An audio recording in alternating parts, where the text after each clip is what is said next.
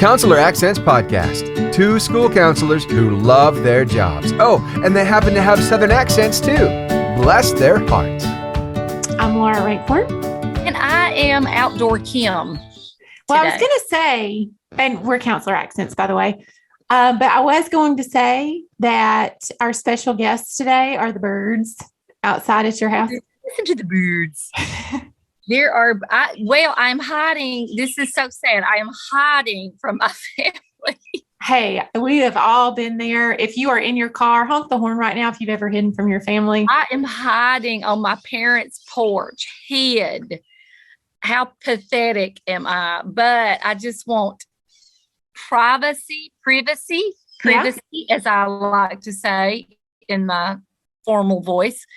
So, and you know that's a bad joke there, but yes, some privacy. So I'm here, and so the sound may be horrible. I apologize for that, but I am hot. We will take it just to have an episode with you. So we'll take the horrible sound quality. You don't sound great anyway, as it is. Anyway, it's bad. It's like fingernails on a chalkboard as it is. Right. So This is not enjoy the birds. Enjoy the birds. Yes. Enjoy the birds. It's as close as I'll get to nature because it is as close as I can get you to nature. We are going to be under a heat advisory for the next several days here in Alabama. But from what I'm hearing from people all over the state, we were talking to some folks from where last week in a meeting, and they were from up north somewhere. Maybe the Indiana folks, I don't know. And it was like, they were like, it's in the 90s. I don't know. It's crazy. You know, I'm a weather person. I'm going to get off, but it's crazy. Well, and I'm headed to camp, not tent camp, but I'm headed to camp with my daughter.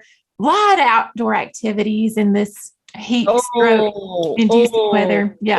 And all that makeup and hair. It's bad. You're going to have to change your theme. Your whole theme has got to change. Okay. So I'll be outdoor Laura this week. And please get some outdoor Laura outfits. I know you don't have any. Cargo shorts. Do not wear sweatpants and sweatshirt like you like to do 100-degree weather. You will die. You're right. Think of us at Vegas. Oh, gosh. Laura Ross. My mind goes to Laura Ross. Passing out. Yeah. Okay. Well, she probably doesn't want us. Yes. She may not want us telling that story. That's a HIPAA violation. It's HIPAA. I just violated HIPAA. But just having, I just remember trying to find anything to go on top of my head because I felt like I was an egg being boiled. And I'm like, I'm a natural redhead. So I was freckling as we were speaking. It is bad in Alabama, but that 120 was that was something else. But I will say, and I know it wasn't, it was, I hate to even say it because it's such a cliche, but really it's a dry heat. And so I could almost handle it more than this wet, saturating, nasty hair sticking to your face and neck nastiness that we have here. I would agree regularly, but once it started getting over 118, 120, I really felt like my brain was cooking. So yes, I agree. The dry heat is better, but at a certain temperature, it does become a little scary. I'll give you that. Okay, thank you. How we got on weather makes me so happy, and I appreciate it so much. Well, whatever we can do. What I want to do when I'm a grown-up. So if I may ungracefully change the subject for a moment. Here recently, people have been contacting us, and it reminded me of a message that we got back in February. And I can't remember if we talked about this back in February or not, but we had somebody reach out to us, and she was wondering if it was you or me that was on the cover of the NEA magazine. And I don't know that I corrected her, but typical. Was that you on Vogue? I mean, you on Vogue? I'll have to check. I'm on so many covers. I don't know. I'll look and see. That's kind of how I was very evasive about that. But what she talked about really kind of rattled me, and it rattled us a little bit. And it was about the school counselor ratio in her state, and that the union in her state was not really advocating for school counselors, like the educational union, was not really advocating for school counselors. So they had 0 elementary school counselors in her district and only enough secondary counselors to make it through for accreditation. And so here recently, we've seen a lot of messages and people are contacting us about their schools replacing school counselors with therapists and school social workers. And, we've always been big advocates of mental health therapists and school social workers. And it's a little bit unnerving to see these school districts moving towards doing away with school counselors and only having therapists and social workers. What say you about this? Well, and I say even as recently as yesterday, we were seeing pop up social media some things that it's still trending this way in a lot of states, and it's I think it is something to be very aware of, and to not just take our role as school counselors for granted, and that's why we say advocacy is so important. And, within our own state, we have seen some things with school counseling that we wanted to advocate and be advocates for. That's why I think it's really important to reach out to other school counselors, to advocate together, to be a part of ASCA and other organizations that help support school counselors, because we know I think it's more vital and important than ever. And we are staunch supporters of mental health therapists and social workers in the school. But at what point does that flip over to where that takes the place of school counselors? That's not what we've ever advocated for. So just be aware. And I think if anything should drive you to advocate for school counseling, it should be this is to keep what we know is so vitally important for students right now. That's a good reason to be taunting your wares, as we say, speaking to your board, making this important. The birds are so loud. It is hilarious. It is. The more I get excited, the more the birds are getting excited. They are also staunch supporters of school counseling. I can tell just based on their response. It is. Well, and I hope no one has like nature sounds as their ambient noise as they go to sleep, or they just dozed off while you were talking. Not because of you, but because of the nature sounds. It's hilarious. They're getting louder and louder. And did I hear a cicada? Is it the year of the cicada? You do not. Okay. I may have been scratching. I don't know. You can't see what I'm doing, but no. Well, I think you said that very well. And, I see it as 3 different lanes. We have the school counselor lane, we have the mental health lane, we have the school social worker, and there are kids that are not always going to fit in that mental health lane. There are kids that are not always going to need the school social worker. And so to think that is your one exclusive route, I don't know. And then I've seen a lot of messages where people said our school system tried that and they have come back, they've come crawling back, begging us to come back. So that makes me very grateful. it is a partnership where we all work together. And I know in your school system, you have mental health therapists and school social workers, which is just a real, that's so great that you have that. Absolutely. And the collaboration piece. And I think if you've got a superintendent or coordinator that gets the importance of how we can make that collaboration work, that's so important. So yes, I'm very grateful, and we've not ever had that where one's going to replace another. So I feel for our listeners who are dealing with this or think that they might be dealing with this, and who knows, we all may deal. I hope not. You don't know what the future. So that's, again, you cannot take it for granted. You need to advocate. Well, and I'm sorry if we have scared anyone talking about this, because it is a little bit rattling to think that school systems are headed this way. But again, if this is the first that you're hearing of this, then start being proactive. And like Kim said, start advocating. I think your advisory council is a great place to start advocating, spreading the message of what exactly it is that you do.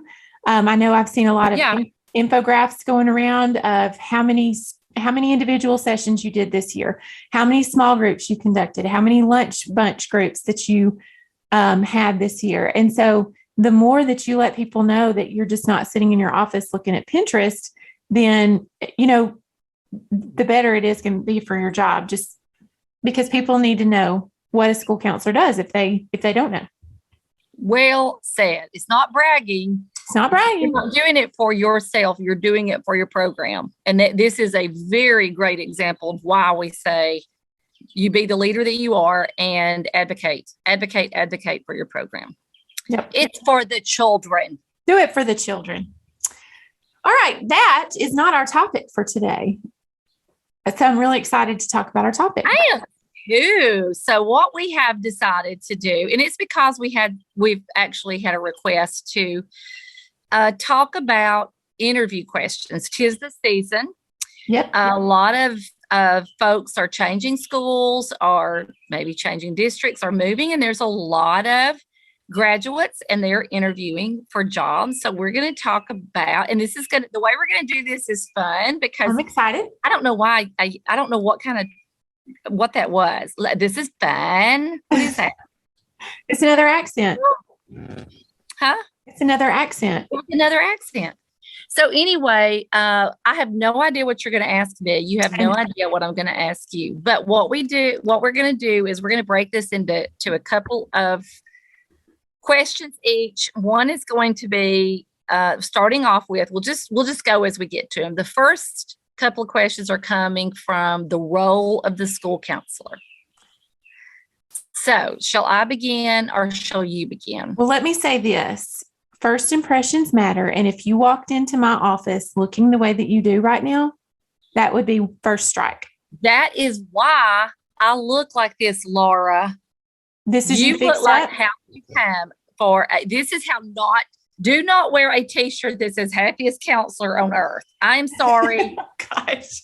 With your hair I have not washed my hair since we got out of school for the summer. Bun on top of your head. No, that is not going to get it. And I've been in the pool all day, so you know that drained. Oh, look, gosh. Hair. We're going to be lucky to get through this before you drop over. I know. Sleeping. So, do not look like this, but you're absolutely right. And so at the end of this, I want us to talk about just interview do's and don'ts as reminders. Okay. And I do have a story about clothes that was a big deal for a recent interview that I sat in. Well, let me also say this is especially fun for me because you have never gone through an interview as a school counselor. Like you've never interviewed for a school counselor job. Never, and so never. I am really excited. I know. I am excited myself. All right. So do you want to start? I'm nervous. Oh my gosh. I really just got overcome with nervousness. It's like, I have, as you know, had sat in on interviews, a lot of interviews over the last few weeks. And I try very hard to lighten it. And, I go way overboard. Like we're all laughing to begin with. But I want them to feel really comfortable. Not everybody's like that. I don't think everybody is like that. So we'll talk about a little bit about how to handle the nerves in a little bit. So Laura, let me ask you, what can you provide, Laura, that is different from a school social worker, school psychologist, or mental health counselor? How does your role as a school counselor differ from these other service providers to support students? Okay. If I were asked this question in an interview, I would say that there is a place for each one of those in the school. And we all bring something unique to the table. A school counselor is going to be accessible to students all day, every day. I'm there every day for students that need to speak to somebody immediately. So they can come to me and I'm their first line. And sometimes we can solve the problem right there. If it's that they are missing their cat that died 3 years ago, then we have something we can do there in my office. I'm going to provide individual counseling, small groups, and whole group lessons where a school social worker, mental health therapist, psychologist, they're going to come in when I call them. When we see that we have some needs that go beyond the scope of what a school counselor can do, because while I'm trained in the same pathway that a lot of clinical mental health therapists are, I am not a therapist. And so I know that when we're doing therapy services, I need to call in a therapist. So that would be my answer for that. And that was a great answer. Okay, your turn. Okay. Well, I'm going to scratch that one off of my list because that was, you said I'm almost nervous that we've got the same questions, and you are correct. I know. We think so much alike. Yep. All right, Kim, I would like for you to tell me all about your ideal school counseling program. If you could design your own, tell me what it would look like. Okay. If I were able to design my own program, and I'm talking to the principal and the different people who are interviewing me, I'm going to be very cognizant that they're the world that they live in. They're not school counselors. So I'm looking at this whole school, whoever the leadership is that's going to be interviewing me. So I would say that to develop my ideal program, I would meet with the leadership team and get the direction of the school. And I'm going to come in with them in the direction that they are headed. And I want to support them in that. And that I am able to look at data, and maybe they're not aware that I'm able to look at and help with the academic, the behavior, and the career. And just about any direction they're wanting to go for that school, I can fit myself into that direction. And my ideal program would be that I am not in a rotation. I am able to meet with students whole group, that I will put an emphasis on small group, and that I will want 80% of my time to be in that direct and indirect services. So I really want our listeners to be cognizant that you want to know the lingo. You want to know what it is that you do as a school counselor. And I will say that our coordinator told us that she interviewed and somebody had no idea about the behavior, the discipline, the academic, the career. They didn't know that. So make sure that you do know the basics, but you're also speaking to non-school counselors generally, unless you have a school coordinator who's interviewing you. So I'd be very cognizant who is interviewing me.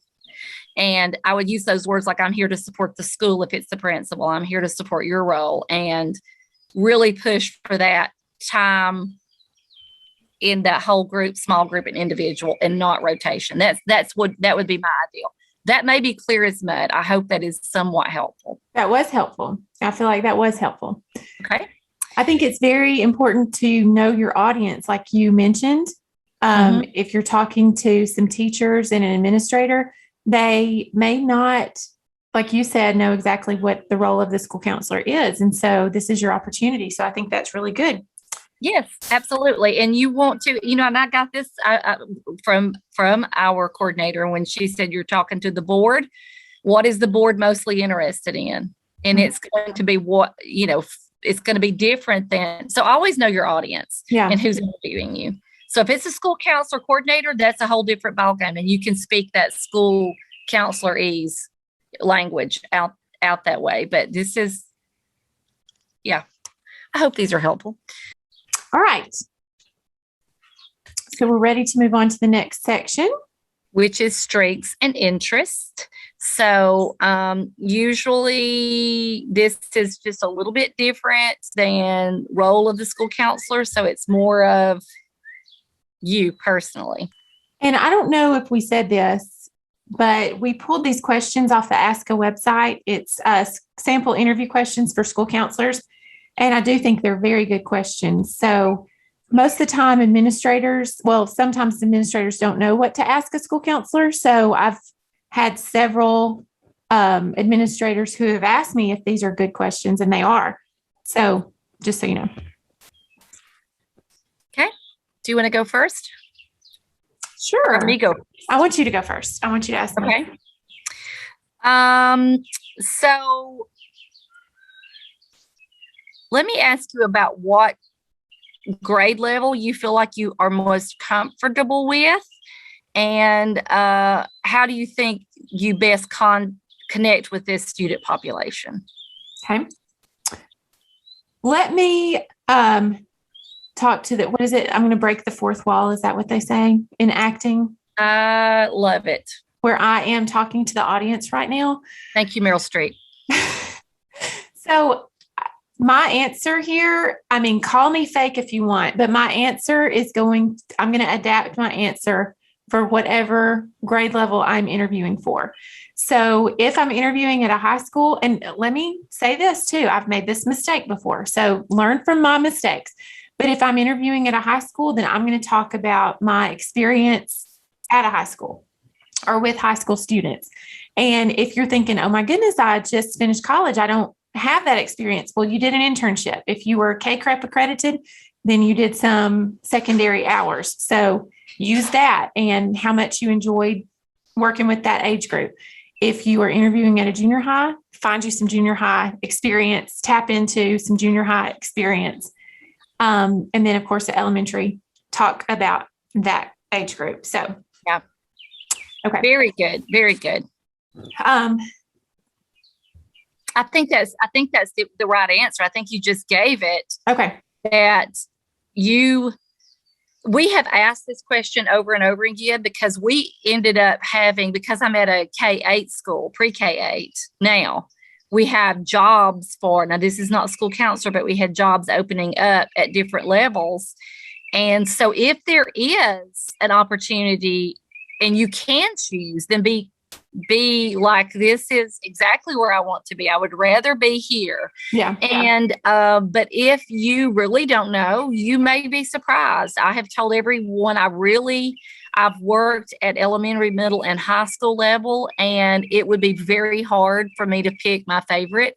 And I never thought I would say that. So don't be afraid to try something different or new. And, but if you just totally do not see yourself or have no interest, say, in being an elementary counselor, then just answer that honestly. But if you need that job and you are willing to try something different, then answer accordingly. I think that was perfect, Laura. All right. So my question to you is, Kim, how do you handle criticism? Oh, that's a good one. That's a good one.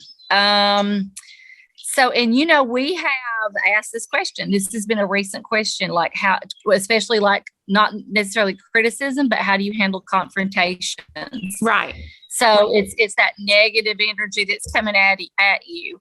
So, I think above all, in handling any kind of criticism or anything a negative, then I think that you have to maintain that professionalism.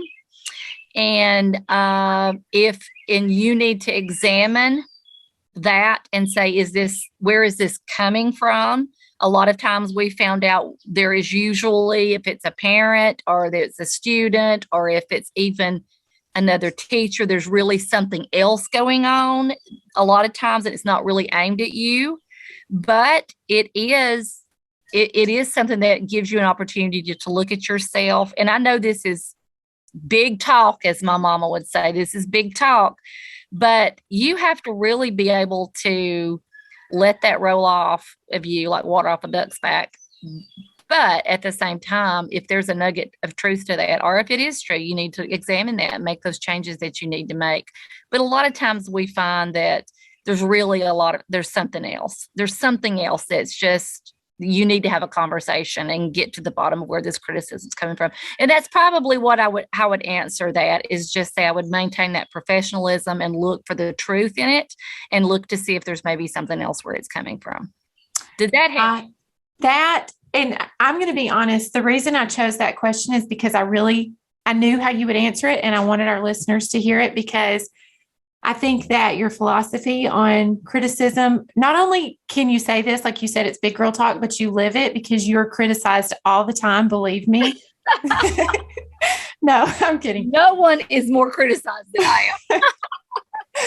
But there are times in a school year where criticism is thick, maybe not toward us, but it's just in the air. And if you are a school counselor, you know that we just came off of probably the most stressful month. I always write in my planner in May, people are crazy. And so you can't take anything personally. So really, I just wanted our listeners to know that you just got to have thick skin. No, you do. You really do. You really do. And so I would just, above all, maintain professionalism. Yeah. Very good answer. So that was our strengths and interests portion. And there are a lot of good questions there. And I was wondering, do people still ask, like, what's your greatest strength? What is your weakness? Like, do we still turn those into pageant questions where we say, my weakness is I care too much? We still do that? As my weakness is my strength. I am too kind. That's from The Office or something, I think. My weakness is I can't ever show up anywhere on time. That's my weakness. Do we do that? I'm just going to be honest with you. It could happen. It could happen. You could be asked, what is your greatest weakness? And what did someone say the other day? And I thought that was, that it was the time thing that somebody did answer. Seriously, it was time. Like I know exactly what they said. They said, I always get it done, but sometimes it's last minute when it gets done, but it always gets done. And I thought, well, that's very honest. I don't know if I would be that honest, but that was, I don't even know if, I think she just volunteered that information. Okay. Yeah. I don't know if I'd be volunteering my weaknesses, but. Well, somebody recently said that in an interview, they were asked if they can work nights and weekends. And they were like, is this a red flag? And so I don't know. It depends, I guess, if you think that's a red flag or not. But yeah, I would say definite red flag, unless, and I will say this as for school counselors, you will have fair share. And you will be asked to do fair share. And we are working for a school. So you will have ball games that are sometimes at night, and you will have, to work the gate or parent information or, whatever, parent nights. It does happen. Yeah. All right. So this is questions about the school counseling program. Okay. So these are really good from the Ask Us site to look at. So I'm going to start off with you. Okay. And I'm going to ask you, how do you use data in a school program, and how does that data inform your school counseling program? I got so excited when you asked me this just now. And if I were in a real interview, I would say that, because Kim and I love data and it's unusual. And so I think that if data is your thing, don't be afraid to tell them. So I am very like myself in interviews. So I would say, oh my goodness, I just got so excited when you asked me that question just now.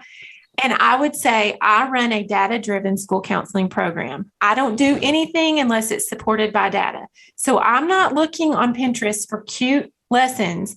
I am going to find the data first and find the lessons to match what the students need. So I'm going to talk to students. I'm going to talk to stakeholders. I'm going to talk to anybody who has a vested interest in the school counseling program and build the program around the data that supports what the students need. Small groups, we're going to look at academic data. We're going to look at behavior data. We're going to look at attendance data. And then I'm going to make small groups and lessons and stuff to change that data. So. And let me just say, I would try to, if they said, is there anything else that you want to say? And you're interviewing for a school counselor position, right? What Laura has just said is golden. So that is so impressive to administrators and leaders who may not realize what all we can do to support the school. Let me add too that, if you mention that, I don't know how to word this, so help me, but I think it's very good whenever you can say that you want to support the ELA team or you want to support the math team, and you believe that what you do as a school counselor is cross-curricular. So if they're working on something in ELA, you want to support it in your school counseling lessons and work with them to drive the data for academics. So I don't know if we want to word that differently or what, but no, I think that's perfectly worded. If you're being interviewed, word that in your own words, not Laura's or mine, but it's basically that we can collaborate across the school because we are looking at data from every angle and can. And you're probably going to be a part of the PST committee, problem solving team committee is what I just said. You're going to be a part of RTI, PBIS, MTSS, whatever your leadership team. Yeah.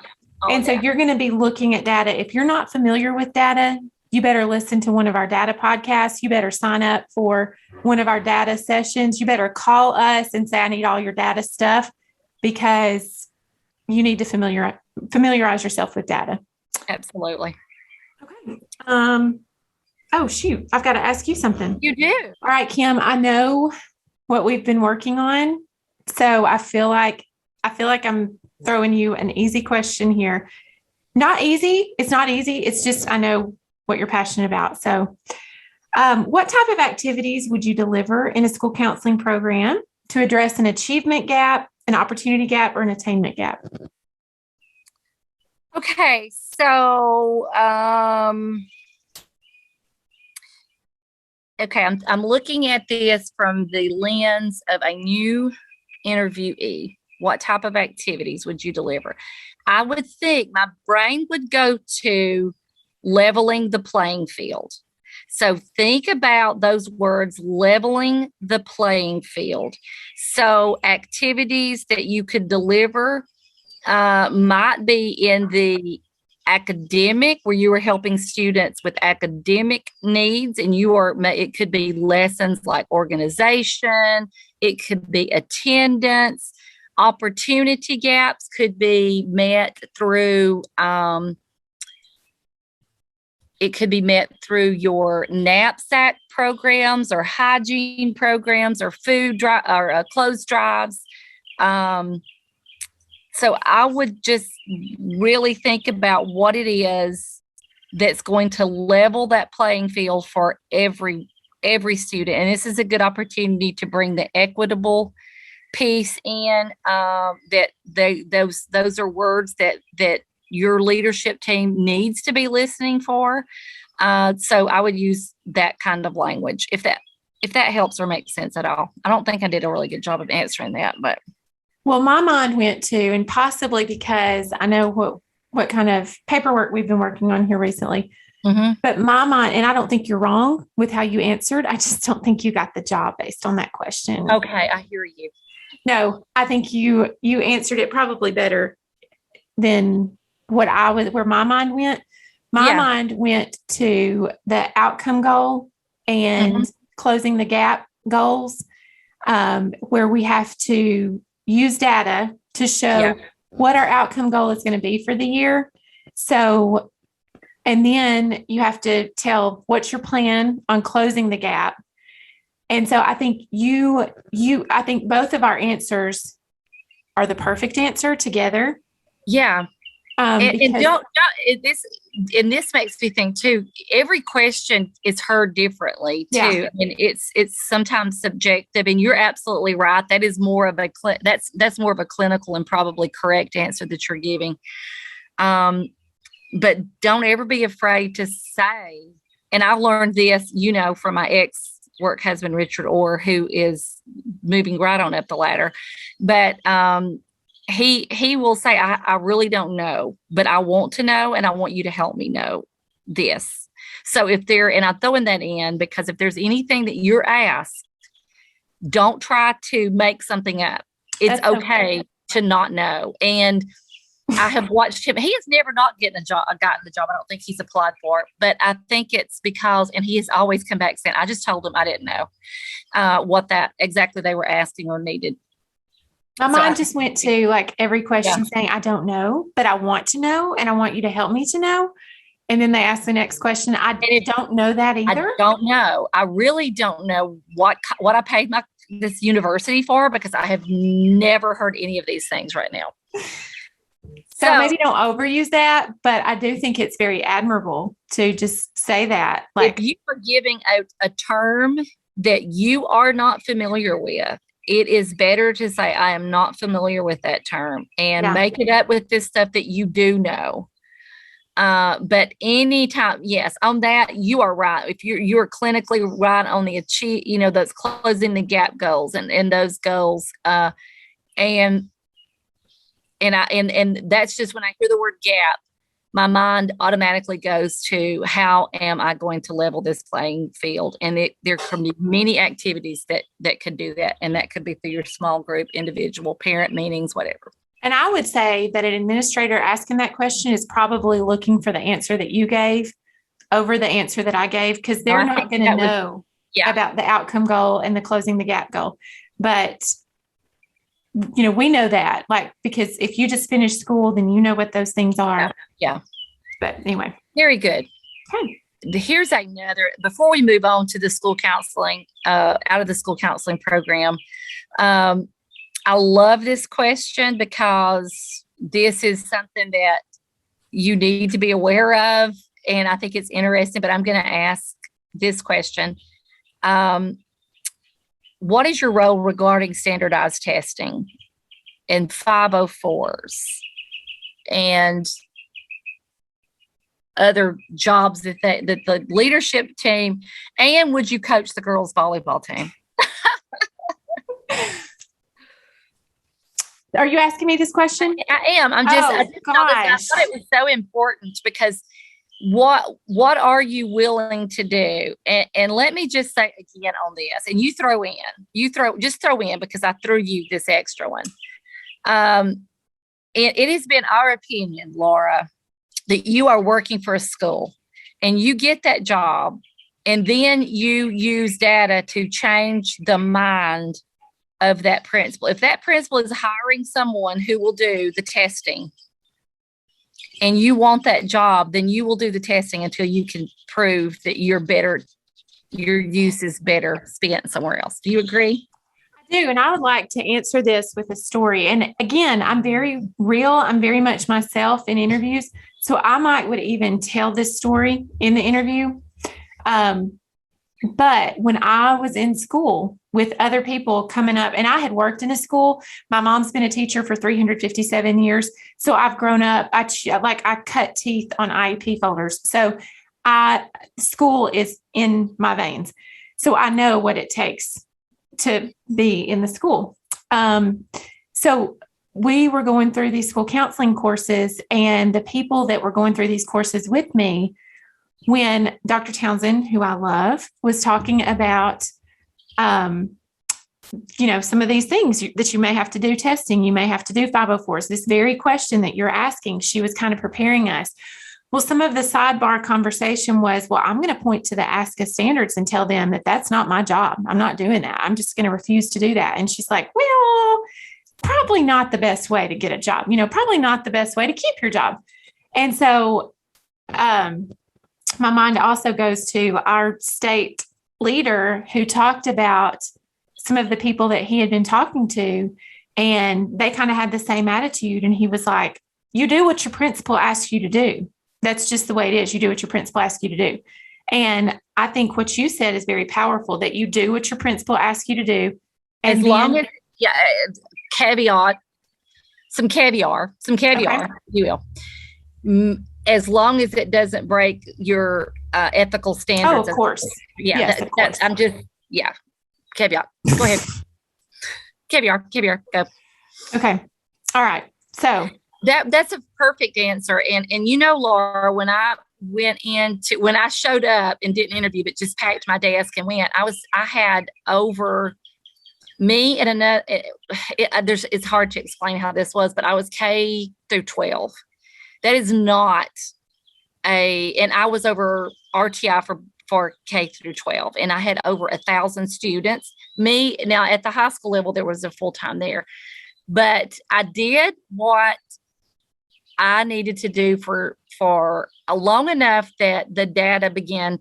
I could show my use of time, and I had developed relationships enough with folks that I could say, look, this is really not working. And so I would go at it from there, because you may be the testing person, you may be the 504 person, and that's just, you have to make those decisions. Do I want this job?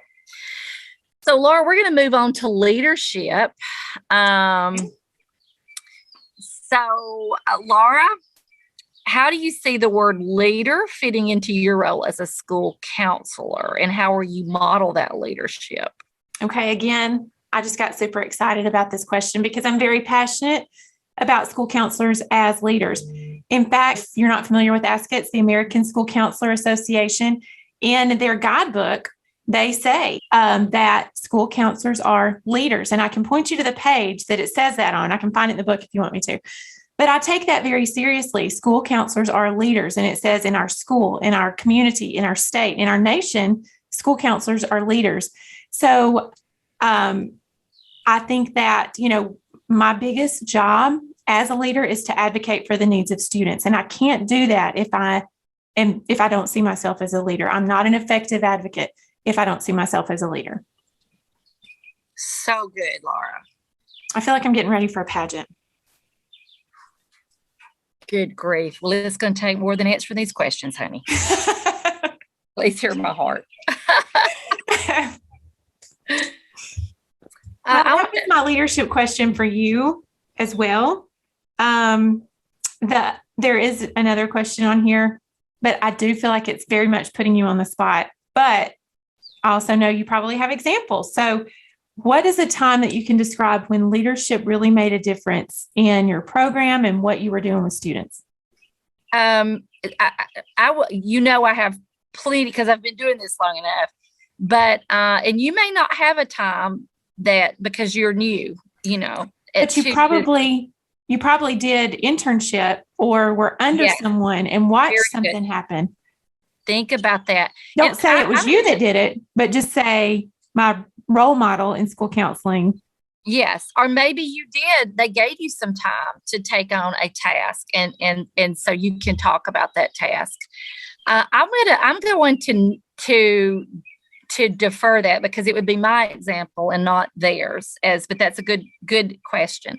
I want to say, watching people come in to be interviewed over the last several weeks, we are all on the leadership team automatically drawn to the people who are confident. So I'm just going to give you some very practical tips on leadership and that confidence. Fake it till you make it. People who speak up and their personality shines through, they greet us, they're not wringing their hands. I'm just giving you practical things. Do not wring your hands. Don't have this woebegone, scared look. If you can help it, fake it, because we are automatically, in every situation, we have been drawn to the confidence that we see in the people that we're interviewing. So because you are going to come into the school system as a leader already, you really need to show that confidence. Now, Laura and I do a lot of talking about leadership styles. You do not want to be a bull. You do not want to be the know-it-all. That's what we call the bull, right? Yep. Are you frozen? You're frozen. Okay. But I can hear you. I thought she's had a stroke. It's not outside the realm of of possibilities with all the medical issues here recently. But I do want to say on the leadership is come in confident, that let your personality shine through, and don't be a know-it-all, but also don't be so meek and mild that I felt like there might have been a particular one person in particular that I felt like was an excellent teacher, but her confidence just, we could not draw her out. We knew that from what we had heard, she's an excellent teacher, but we just saw no confidence there, from the way she dressed, to the way she held her head down, to the way she rang her hands. So That's just the tip. Well, and we cut out whenever you were talking about the bull, the mouse, and the eagle style leader. And this is in our course called The First 20 Days, which I'll just mention. But we talk a lot about these leadership styles. You don't want to be a mouse who's very meek. And that person you just described sounds like a mouse style leader, and they can't make a decision. And again, you can't advocate for kids when you're in that position. The bull comes in like a know-it-all and just barrels through everybody else's opinion. And if there's a question that's asked, they've done it, they've been there, they know all about it. You can't teach them anything. And we say that the eagle style leader really soars and watches and observes from a distance, and then can come in with a very calculated answer. And, you know, they're part of the team, but they also know when to speak up and when to keep their mouth shut. So very good. Okay, so now we're going to move on to advocacy, which is, these are some really good questions. So I am going to just start off, Laura, with the first one I see. How have you advocated for students? And as an interview, you might be asked this: how have you advocated for students?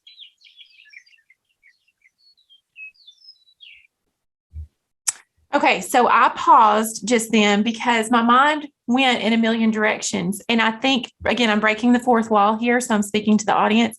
It is okay to say just that. You know what? I had to take a minute because my mind has gone in a million different directions, and I'm trying to think of which advocacy story I want to tell you. Very good. And so then I think I would say, again, this is me.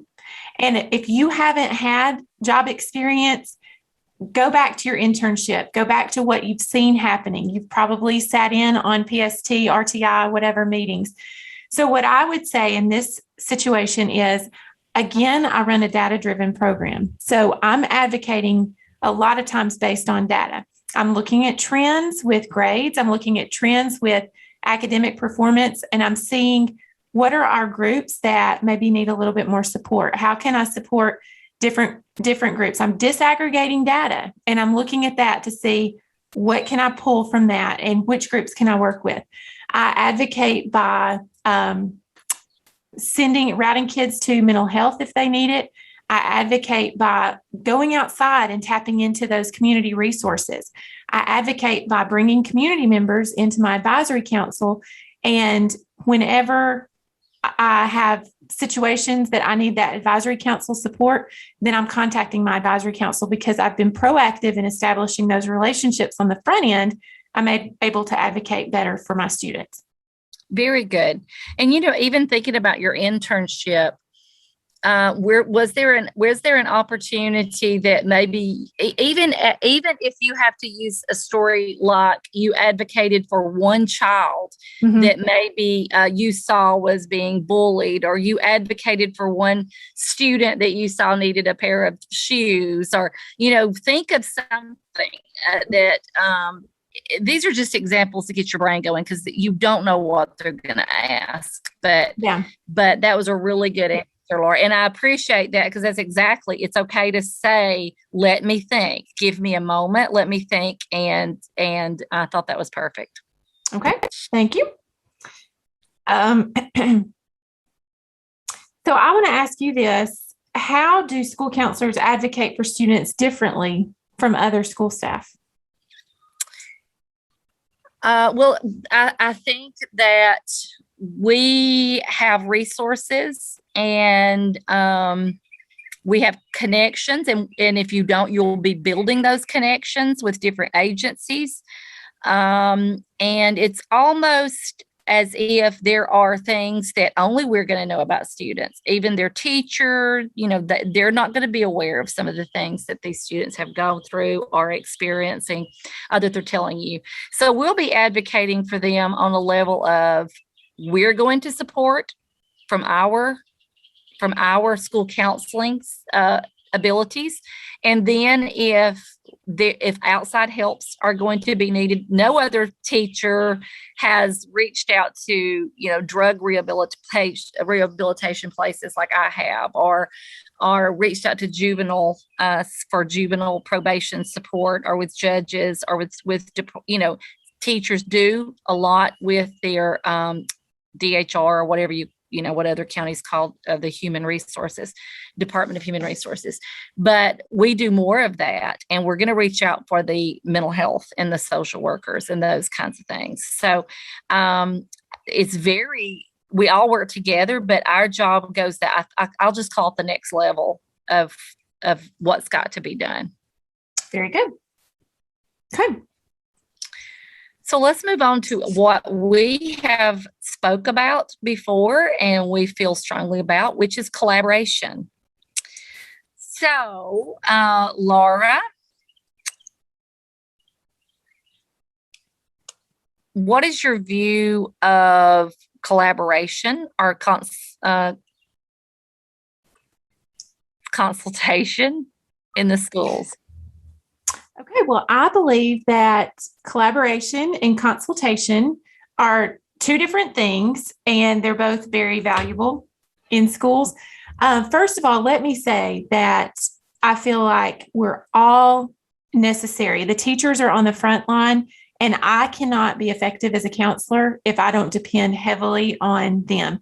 They are the ones that are going to see things and hear things a lot of times before I do. So I'm very grateful for when they come to me and let me know things. So collaboration is when a teacher and I work together to figure out a behavior plan for a student, or whenever we work together to figure out what's going to work best for the student. Consultation is when we get that outside resource involved, or some other agency involved, and see how we can best support the student.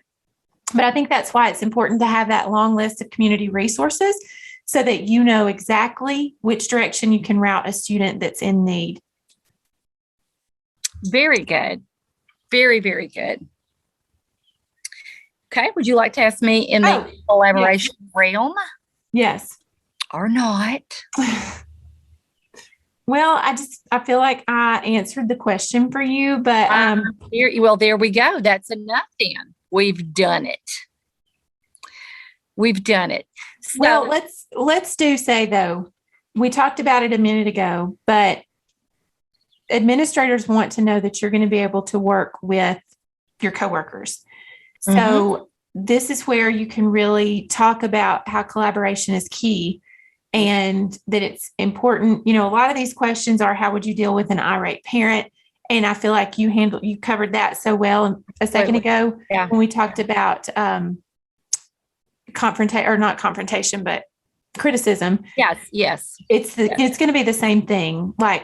And we talk about that in our course too. And this episode is not about our course at all, but we do cover that, we talk about how we live by the motto, a soft answer turns away wrath. And that just means that when somebody comes into the room and they're upset, if we match their level of upset, then it is not going to make anybody feel any calm. No. So when people come in and they're upset, we have to maintain calm. Even if everything on your inside is wanting to erupt like a volcano, you have to maintain that level of calmness. Yes.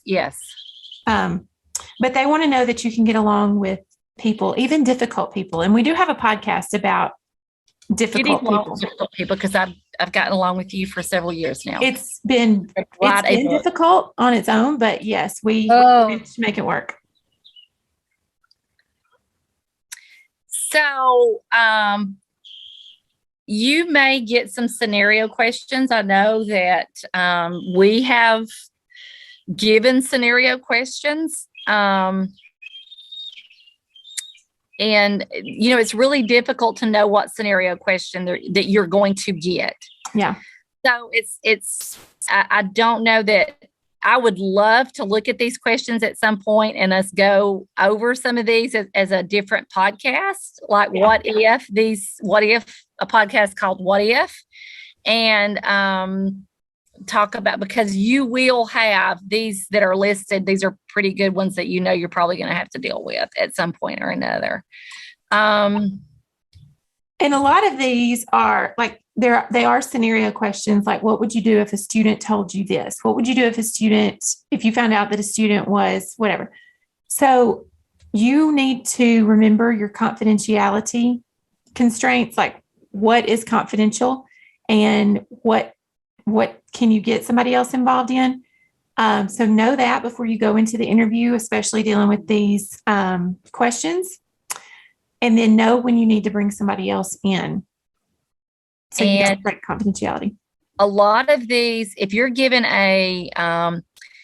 let's just say, I'm just going to pull one out and then not give a specific answer, but just talk about some generalizations that will work. Let's say you suspect one of your students is being abused. So what Laura was saying is you follow protocol. And that would be my answer on a scenario, is that I will follow protocol. If I am not sure, I will go to a higher power, and I will consult with other school counselors in a heartbeat. And this is coming directly from, who is our lawyer at ASCA? Carolyn Stone. Carolyn Stone. If you have not heard Carolyn Stone, she is one of the most amazing speakers, and she knows her stuff. So any scenario that you are given in this school counselor world, a lot of times Laura and I it's just in that gray area. A lot of things are not. You think they are, but they're really not. And sometimes we just have to talk with one another and say, what you've got to do there. And so if I'm given a scenario, I would use words like, I'm going to follow protocol. I am going to ask a higher power, whether that be your coordinator, your principal. I am going to ask other school counselors that I work with. If this scenario is tricky that they give you. Now, working with an irate parent, that's not tricky, but some of these other scenarios could be. So you just say, I'm going to follow protocol, and if it gets tricky. And I really do want to do a what do you do if whole thing. But gosh, I'm scared because we may have our license revoked if we start giving out answers. Let's bring somebody else on to answer that. Let's do. So going for an interview, I will say I would dress appropriately. I would, and I say that because I think we had somebody that I was very concerned about hiring just because of the dress was not really appropriate to be in a middle school setting. So I would just make sure that I am dressed professionally, and that I am confident and let my personality show through, and be as relaxed as you can. And all you can do is what you can do. And it does feel like, well, I only have this first impression to make a first impression. So, be prepared. If you're listening to this, you are being prepared. And maybe this helps all of us just think too differently about our jobs, whether you're a new counselor interviewing or just been in the world a while in this world. So, any other tips? Also, well, I would say know something about the school that is interviewing you. Very good. Because there may be some questions they want to know. How will your school counseling program help their mission statement? And even if they don't ask that question, it's very impressive if you can say, well, I believe that implementing this program would really help drive the mission statement of your school, which is blah, blah, blah, whatever.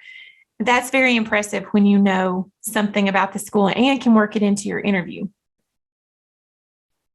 If you you might want to make copies of your resume to pass out if you know that you're going to be interviewed by a leadership team, have those so that everybody has a copy of that. That's impressive. If there is a hard copy of something that you've done that people can look at, that could be next level. If they don't look at it or it's not, then that's fine. But it's okay to be that next level. And I know that one of the people that we hired this time was not on our radar, but she sent an email and it was "Go Panthers," at the end, "Go Panthers." And just that already given the feel that I can be a part of this place was really cool, Yeah. So we liked that. Make sure that you send an email or a letter or something thanking the people who interviewed you for the time that they spent doing that. So those could be those little things that might make the difference between you getting it and someone else getting it. In my school counseling program, one of our assignments was to maintain a school counseling portfolio. So Dr. Townsend had us, do a 5-inch binder with sheet protectors, and she was very intentional about the stuff that she asked us to put in there.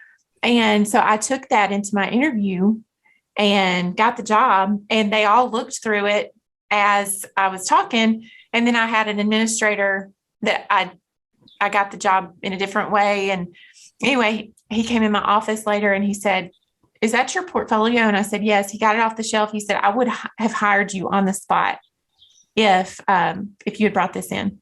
Yeah. Which he wasn't the one that hired me, but he was just saying that he had never seen anything like that before.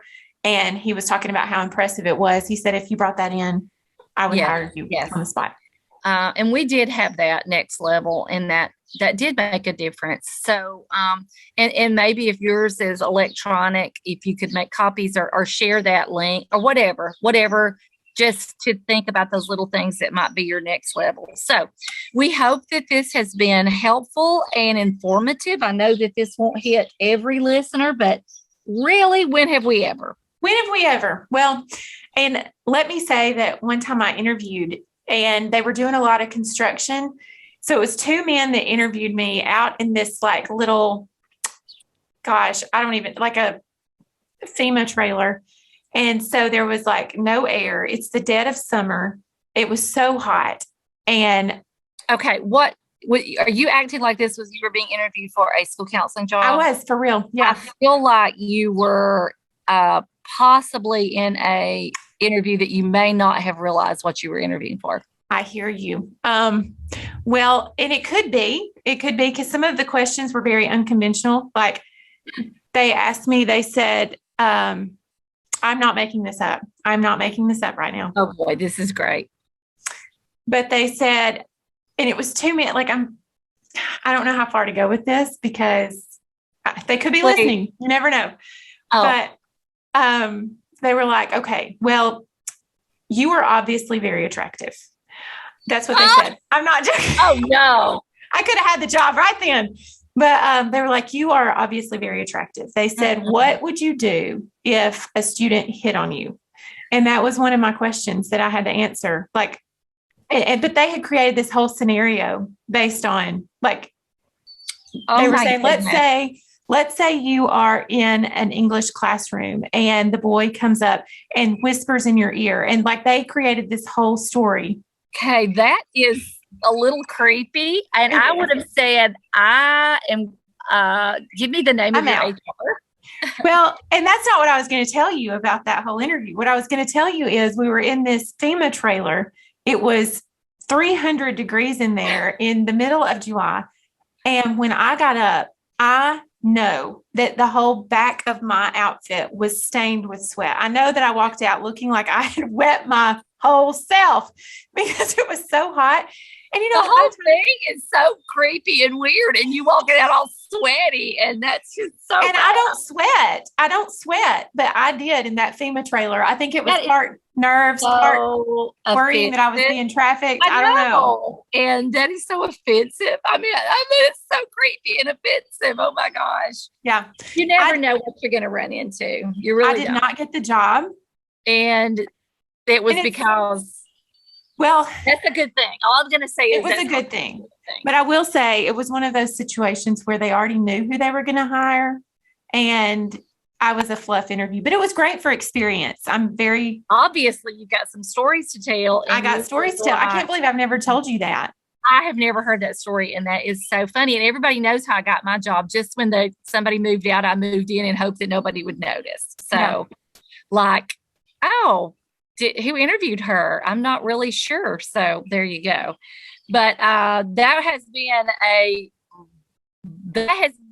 many moons ago. I'm sure that would not fly nowadays, but for good reason. And so anyway, I hope this helps. Well, I'm pleased to tell you that based on your answers in this mock interview, you got the job. With deepest regret, with deepest, sincere regret. No, I would hire you in a New York minute. Well, thank you. Likewise. Okay. It's getting dark out here, so I've got to go in. Okay. Well, birds will be replaced with bats soon. So it's starting to happen as we speak. The mosquitoes are coming in, so I'm going to have to cut this off. All right. Well, you can like us. You can lump us. You can follow us on Instagram. You can like us, lump us, follow us, or dump us. I like it. We're begging that you like us.